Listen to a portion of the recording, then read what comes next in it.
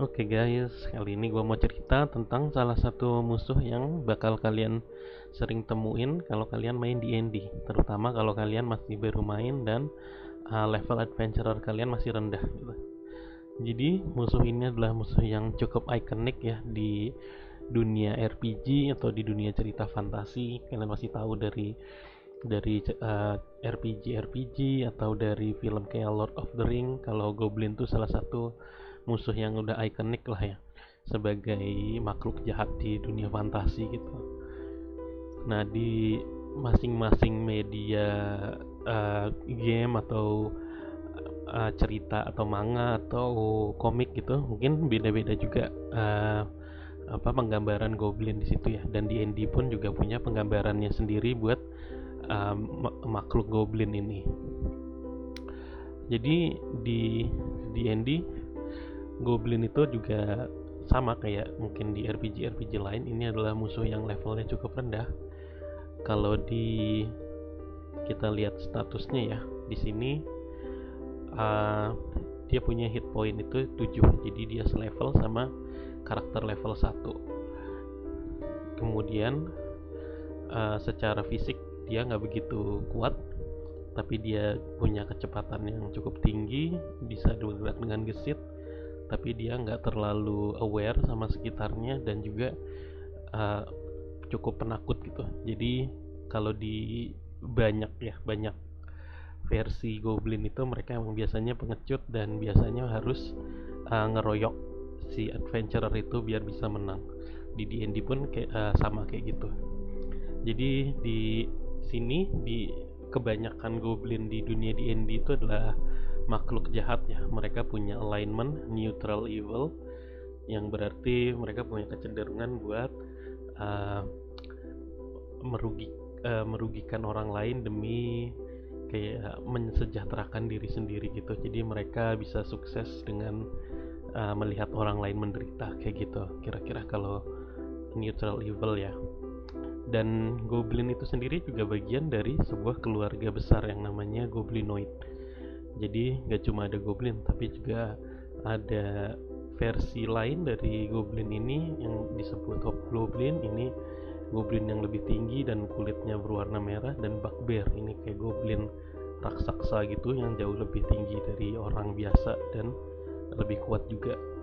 Dan karena goblin ini adalah uh, keluarga yang paling lemah ya di antara ketiga goblinoid ini, paling sering goblin ini dijadikan pasukan atau anak buah dari keluarga goblin yang lainnya atau goblin yang lebih kuat dari yang lainnya.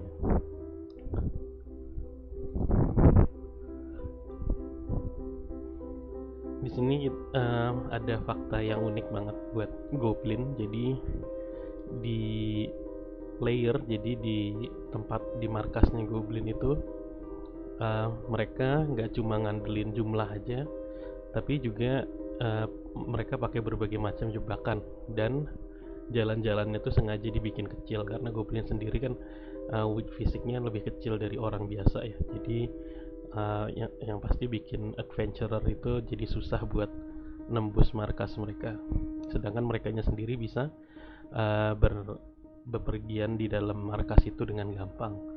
Dan mereka nggak cuma punya goblin aja sebagai pasukan mereka, cuma mereka juga punya peliharaan, yaitu biasanya giant rat atau serigala.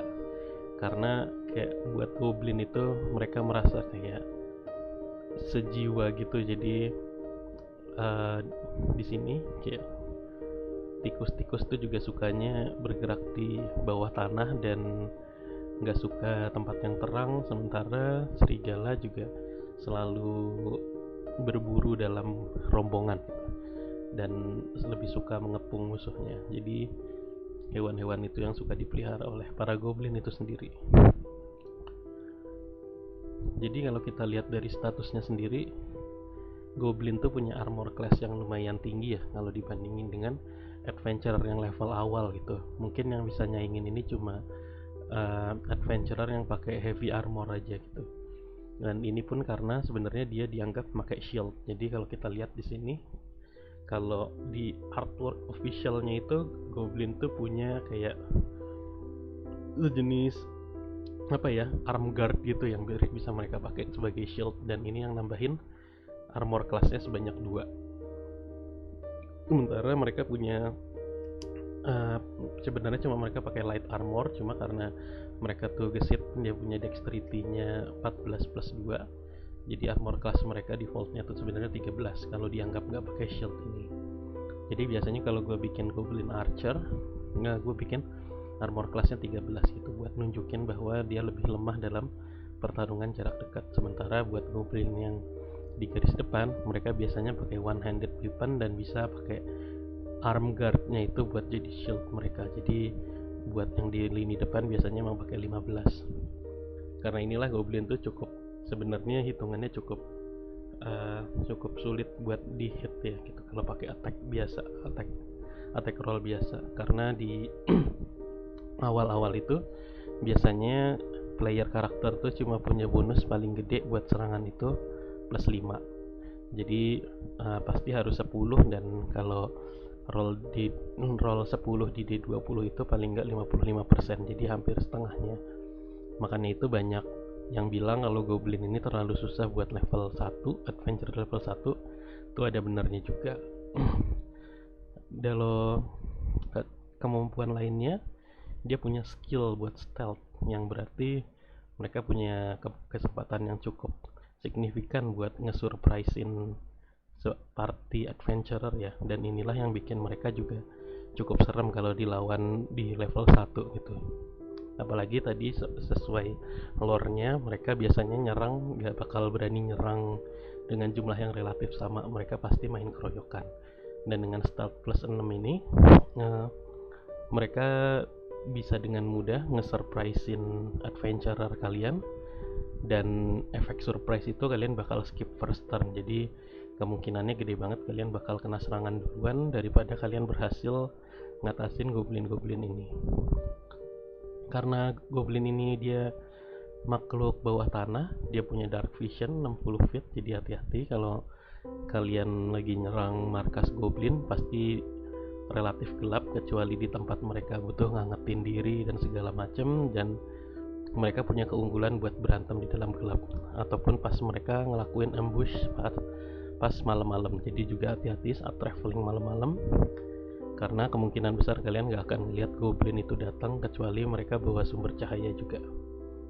Namun begitu, goblin punya passive perception yang bisa dibilang rendah ya, jadi cuma 9. Dan ini berarti kalau kalian berhasil notice goblin duluan, kalian juga punya kemungkinan yang besar buat ngagetin goblin-goblin itu dan punya advantage yang unggul di dalam battle itu, karena kalian bisa nyerang duluan sebelum goblin-goblin itu balas nyerang. Di sini goblin punya satu special ability yang cukup ngeselin ya, yaitu nimble escape. Jadi di efek nimble escape ini, goblin itu dia bisa melakukan disengage atau hide sebagai bonus action, yang berarti kalau dia adalah seorang goblin archer, dia bisa nembak dan sembunyi di antara pepohonan sambil nyerang tim kalian. Sementara kalau dia adalah goblin melee fighter, dia bisa maju terus mundur lagi tanpa kena opportunity attack, dan bakal bikin formasi kalian kepencar-pencar karena mereka nggak bakal ngumpul jadi satu buat diserang pakai serangan area kayak fireball misalnya atau burning hand gitu. Jadi lebih susah buat kena AOE.